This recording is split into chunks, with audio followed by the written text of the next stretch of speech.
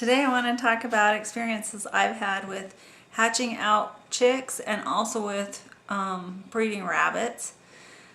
The reason I categorize these two together is because neither one of them takes very much equipment.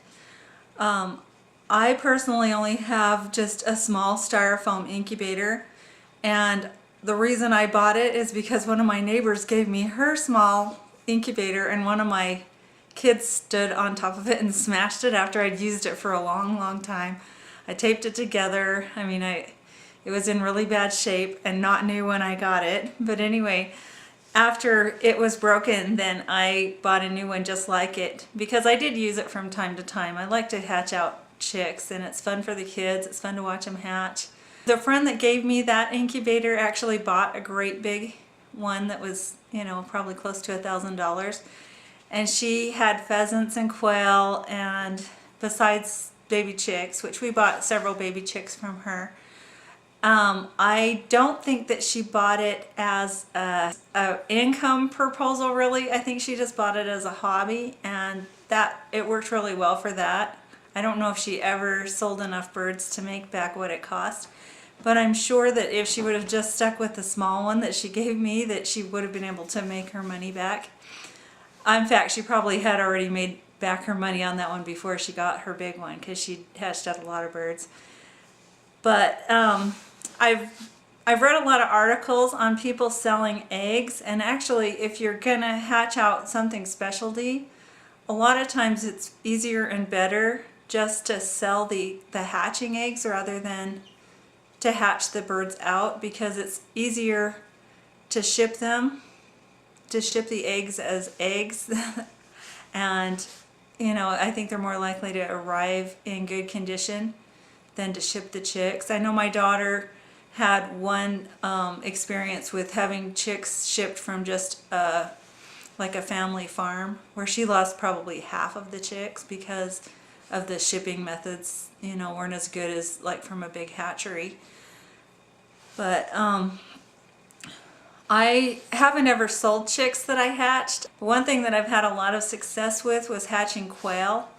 We used to have Coturnix quail, and I could only fit, I think, 60 eggs in my incubator. It could hold 120, but the eggs were so big I had to put them every other spot because they wouldn't fit in that well. But anyway, I had a lot of fun with Coturnix quail.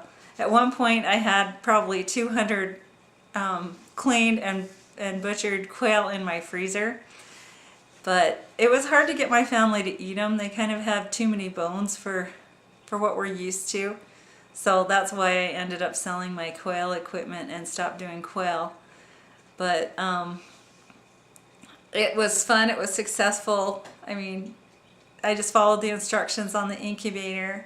Having an egg turner is worth its weight in gold because it made it so much easier. I was working full-time and didn't have time to flip 60 eggs every night when I was doing my quail.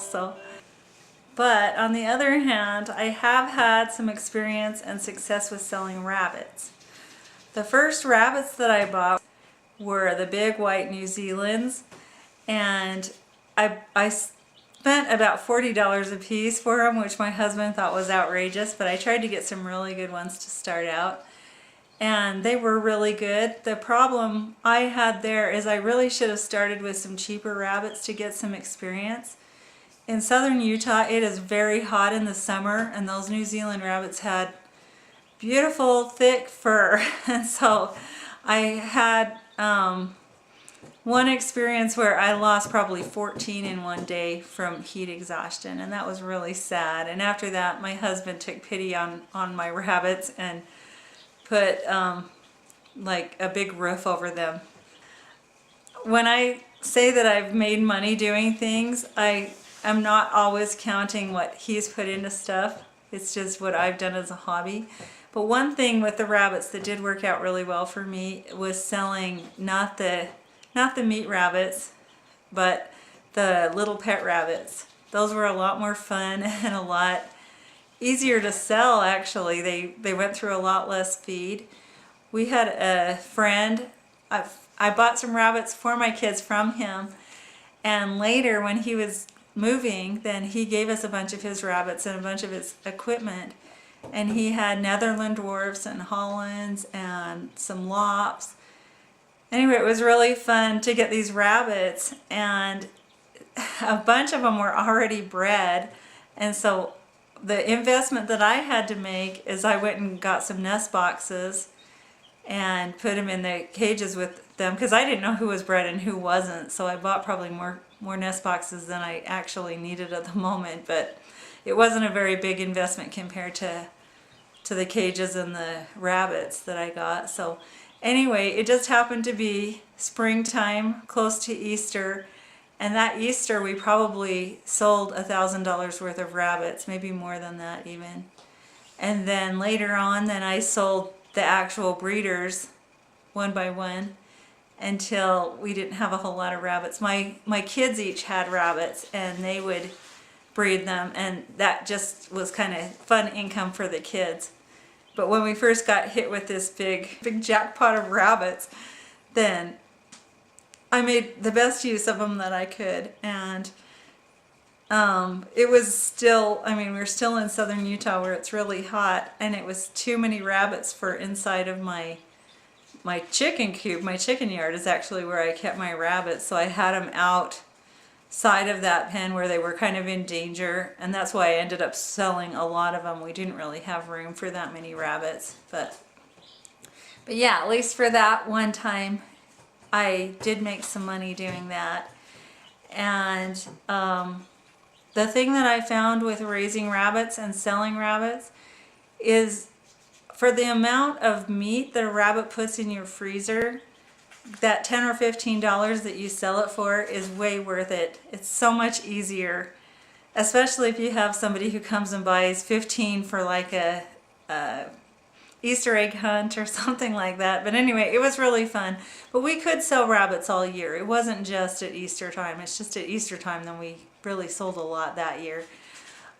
My kids, like I say, did it like consistently. For month after month, they'd sell their 5 little rabbits or their 6, whatever their little doe had. And it was a fun way for kids to make money. If I would have been a little more motivated with the quail to try to get rid of them, I think I could have had a similar success story with that, because they were also very, very easy. And another thing that I think with both of these animals, you know, with either the small birds or the rabbits, is there's something that people could actually do that lived in the city. They wouldn't have to live on a homestead to be able to raise quail or to be able to raise rabbits. There's something that is small and quiet, and there are also things that you can eat. So they're survival food besides being, you know, pets too. And so I hope you found this information helpful. And if you have, please give it a thumbs up and subscribe to my channel.